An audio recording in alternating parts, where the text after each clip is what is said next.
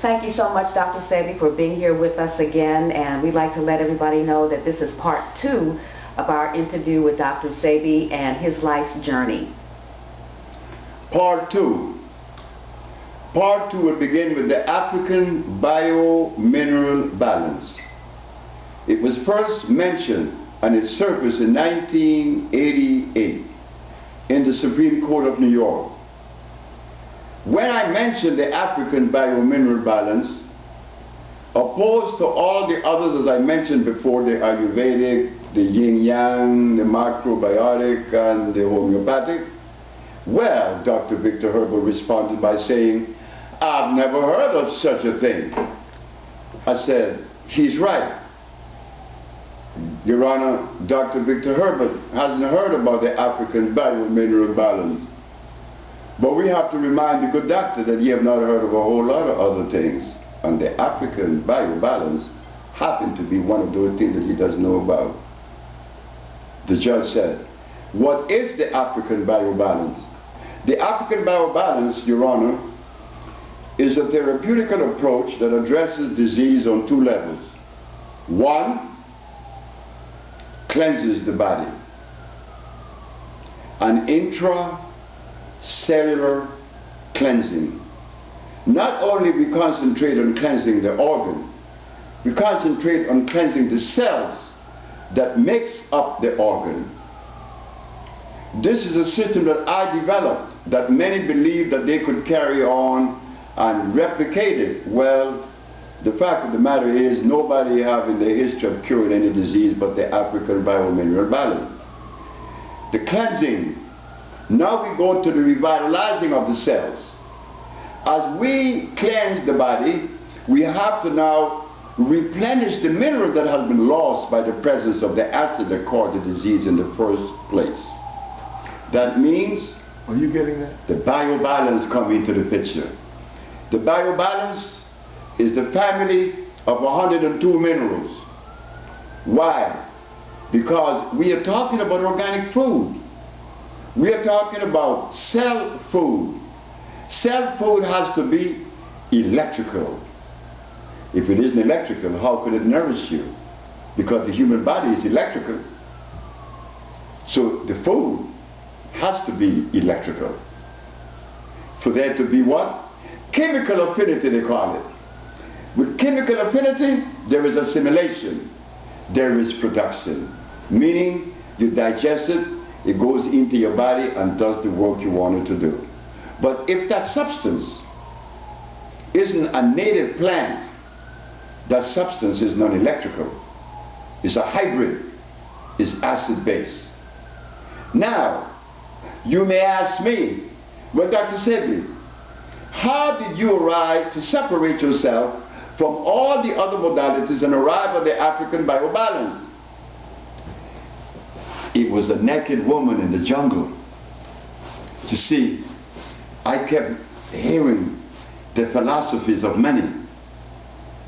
But then, I could never arrive at a meaningful point that would make sense. But every time I look at this black woman naked in the forest, I would get these grandiose ideas.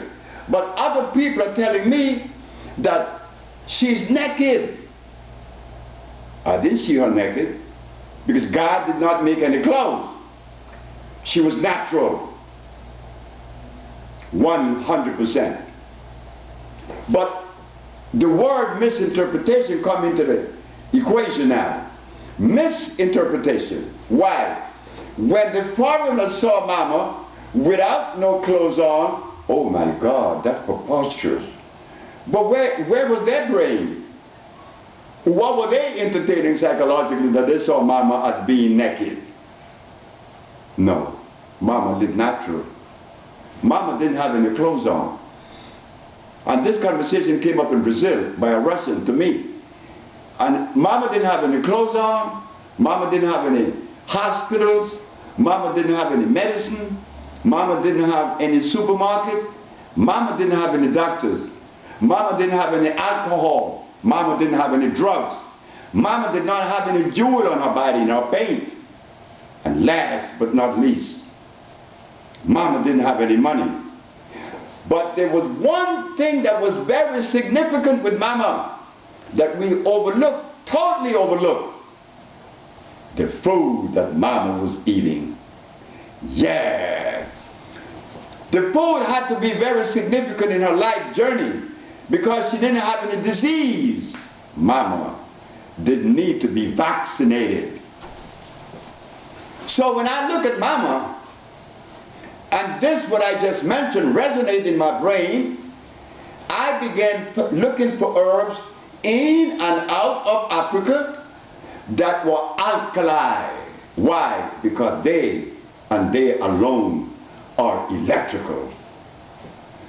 So naturally, I'm before the Supreme Court and they want me to bring all these witnesses.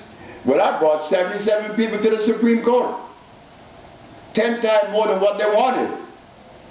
So everybody is around me was enthused.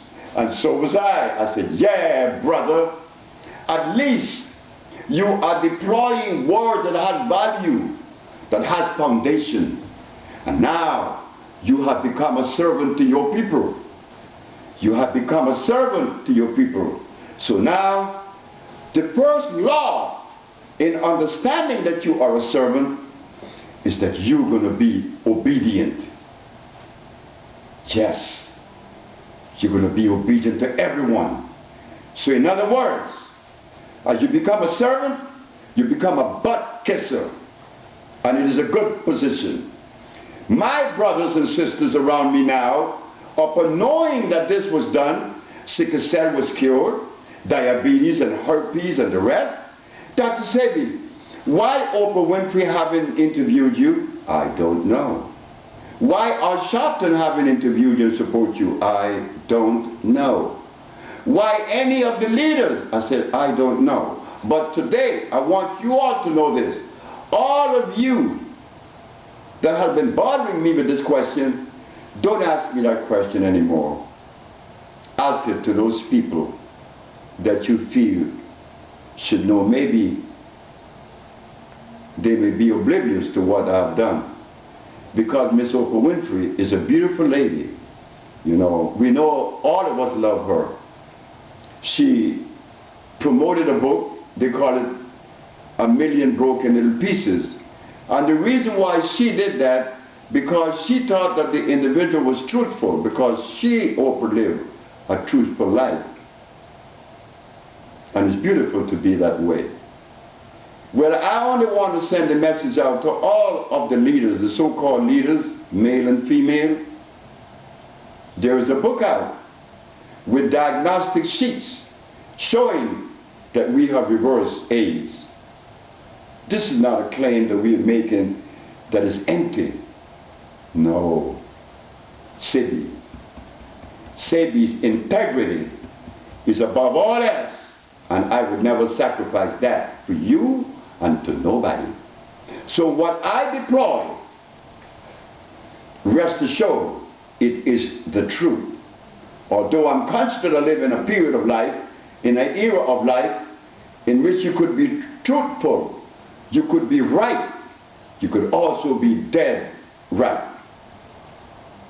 I live in that society.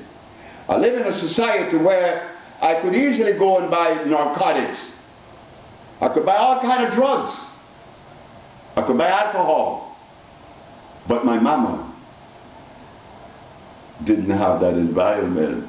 She was clean. And this is why I always live in the environment that is sinless. I could not be sinful. How could I be sinful when I came from a sinless mother? My mama, after describing her with the above, tell me what part of her should be considered sinful, that I, her son, would also be known to be such as that, sinful. No, I'm sinless, because mama, you were sinless, and I love you.